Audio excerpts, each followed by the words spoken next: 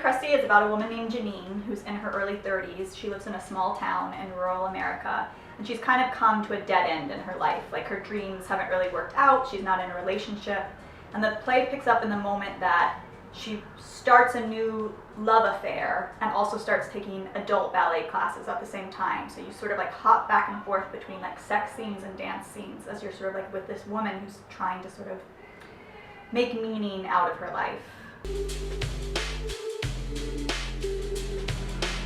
Gosh, so the play, like, I have like such bad hygiene. Like, this is one of the things that I'll say that's just like so true about me. Like, there was like years that I was like living in my apartment in New York. I slept on the floor. I didn't even have a bed. Like, I just literally slept on the floor, and my dirty clothes would be like all around the room. And there would be like teacups with like mold growing in teacups and like used condom wrappers, and just like literally I would have like men come over to fuck me, and then they would like look to the side and see like a dirty used condom. There's something about like, I guess it's about like self-care and like what happens if you really let your life just unravel and get like really messy and just like stop taking care of yourself and just like get into your like grotesque body. And also it's called Dirty Crusty because I think it is about the body being like a fleshy, dirty, crusty like piece of meat.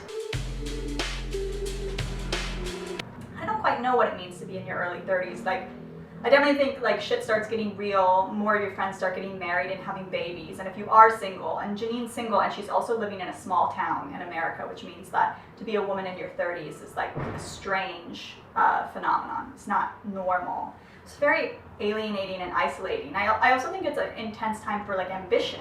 Like, I feel like going into your 30s is a moment often where you take count of your life and you're like, have I accomplished like what I wanted to accomplish? And if you haven't, and you have to shift gears, it's very scary. You know, it's very scary. I think as we get older and older and older, it gets harder and harder and harder to start something new.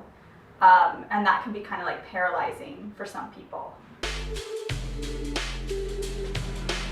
Dance was where I basically learned to rebel. It's a symbol for me of freedom, actually. It's like it's a weird symbol of like repression and freedom. You know, ballet is like an oppressive force in a lot of ways. It wants your body to be a certain way, but also I have this memory of dance being like a way for me to be in my body authentically and powerfully without shame. And so I think dance for me is such just like a powerful tool to explore the female body. I also just like love dance on stage, and I love non-dancers dancing, like non-dancers moving.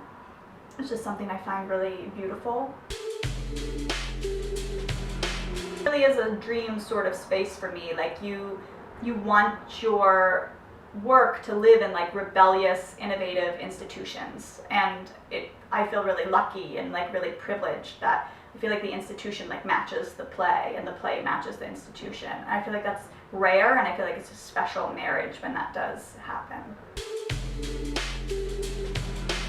You can't stop being emerging. So you can be like a 45-year-old fucking woman who has had like professional productions, and they're still like, oh, you were an emerging writer.